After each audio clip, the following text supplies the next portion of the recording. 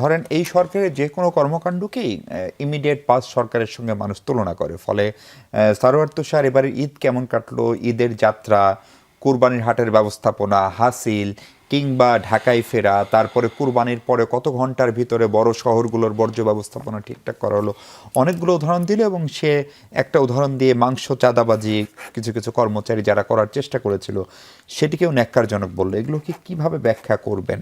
মানে ইন্টারিম সরকার অনেক দুর্বল সরকার ছিল, সারোয়ার তুষার একটু আগে বললেন, কিন্তু সেই সময়েও এর চেয়ে ভালো ব্যবস্থাপনা সিটি কর্পোরেশনের প্রশাসকরা করতে পেরেছে। সেখানে সালাম সাহেবের মতো প্রবীণ রাজনীতিক এখন প্রশাসক, উনি কেন পারবেন না? অথবা ধরেন উত্তরের যিনি, তিনিও তো দীর্ঘদিনের রাজনৈতিক কর্মী আপনাদের, মিল্টন সাহেব, তারা কেন পারবেন না? দেখেন, যে কথাগুলো বললেন আপনি, গত ঈদের সঙ্গে যদি এই ঈদটা তুলনা করেন, গত রোজার ঈদ না, গত রোজার ঈদ, এই সরকারের আমলেই দুটো ঈদ, রোজার ঈদের সাথে তুলনা করলে কিন্তু এই ঈদটা বেটার। আপনার যোগাযোগে যানজট, আগে আগে ছুটি দিয়ে, আগে আগে ঘরে ফেরার একটা প্রতিশ্রুতি দিয়ে, এইটা বেটার। সরকার যেহেতু থ্যাঙ্কসলেস একটা কাজ করে সব সময়, সরকারের বদনামের কোনো শেষ নাই, কিন্তু সুনাম নাই। এটা নিয়ে কিন্তু একবারও তুষার কিন্তু কিছু বলে নাই যে বেটার গত ঈদের থেকে। গত ঈদের কি হয়েছে, যেই দিন রমজান সেই দিনই সরকার দায়িত্ব নিয়েছে। এই এক মাসের মধ্যে যে ঘটনা, দায়িত্ব বুঝে নিতে না নিতেই একটা ঈদের ধকলের একটা ব্যাপার ছিল, এই ঈদ বেটার। সেটার সাথে আপনি যেটা বললেন যে এই মাংস চাওয়া বা কিছু, এটা কিন্তু বিচ্ছিন্ন ঘটনা। সমস্ত বাংলাদেশে যদি এমন হতো, ঢাকা শহর, সম্পূর্ণ ঢাকা শহর যদি হতো, আপনি বলতে পারতেন। আপনি অবশ্যই আপনি সমালোচক, আপনি সমালোচনা করবেন, আমি চাই আপনি সমালোচনা করেন। তাহলে আপনার কাছে, আপনার দৃষ্টি এড়াতো না ঢাকার অন্য অন্য থানায় যদি এই ঘটনাটা ঘটতো, যেটা বাড়িধারার কথা, যে ধরনের কথা হলো, হতে পারে কেউ দুষ্টামি করে। আমি আমার জায়গায় বলি, আমার শ্বশুর বাড়িতে একজন আমলা, সে মাংস চেয়ে পাঠিয়েছে এবং সে কিন্তু ধর্মে অন্য ধর্ম। আমি এটার খবর নিয়ে জানলাম, এটা তার সাথে একটা আমার শ্বশুর বাড়ির এক আত্মীয়, তার একটা সম্পর্ক আছে। আমি কি এটাকে চাঁদা হিসেবে ধরতে পারি? আপনি বলেন।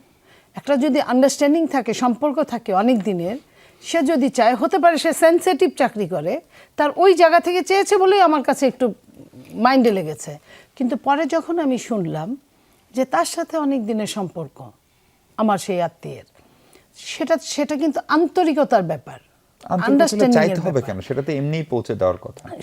সেটার একটা জিনিস হলো যে আপনার সঙ্গে যদি সম্পর্কটা আমার এমন থাকে যে চেয়েও নেওয়া যায়, সেটা আলাদা জিনিস। আমি বলছি না এটা ভালো কাজ, কিন্তু এটা কিন্তু বিচ্ছিন্ন ঘটনা। অন্য থানাগুলোয় যদি এরকম হতো, বিরোধী দল তুষাররা আমাদের কিন্তু ছেড়ে কথা বলতো না।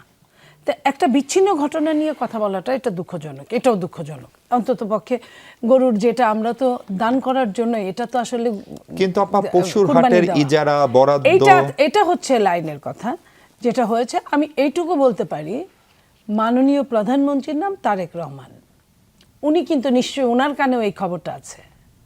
উনি কিন্তু আগামী ঈদটা দেখেন, যেটা গত ঈদের কথা আমি বললাম, গত ঈদ থেকে এই ঈদের যোগাযোগ ব্যবস্থা, আর এই কুরবানি ঈদ থেকে আগামী কুরবানি ঈদ, এটাও কিন্তু 3 মাসের মধ্যে। তো একটা জিনিস, প্রথমে একটা জিনিস যদি সামনে না আসে, সমস্যা না হলে কিন্তু সমাধানের প্রশ্ন আসে না। মানে আপনি বলছেন সরকার ভুল থেকে শিক্ষা নিচ্ছে এবং একই ভুল রিপিট করছে। সরকার ভুল থেকে না, সরকারের তো এখানে ভুল নাই, ভুল হচ্ছে প্রশাসনের বা হ্যান্ডসের বা প্রশাসনের।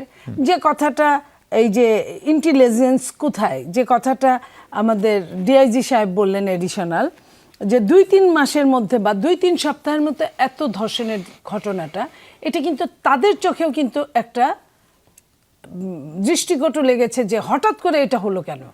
নিশ্চয়ই যারা শত্রুপক্ষ তারা কিন্তু বসে নাই, তারা কিন্তু, এবং আপনি দেখেন যে ম্যাক্সিমাম এই মুহূর্তের, আমি বলবো না যে আমি ফেরেস্তার দল থেকে এসেছি, আমি মানুষ, আমার দলও মানুষ। এই মুহূর্তে যে ঘটনাগুলো ঘটছে, কোনো একটা দলের সাথে তাদের সম্পর্ক খোঁজ নিয়ে যদি জানা যায়, দেখা যায় যে তারা ইলেকশনের সময় কোনো একটা দলের হয়ে কাজ করেছে এবং তার আগে কাজ করেছে। আমি তার মানে এটা কাকতালীয়ভাবে এটা বলতে চাই না যে তারাই করছে সবকিছু। আমি বলছি, মানে আপনি একটা ষড়যন্ত্রের গন্ধ আছে কিনা, তার ভাষায় আমি বলছি, আমিও সন্দেহ করি, আমার সন্দেহের বাইরে না। কারণ নইলে এই ঘটনাটা এত বিস্তার লাভ করবে কেন এত অল্প সময়ের মধ্যে?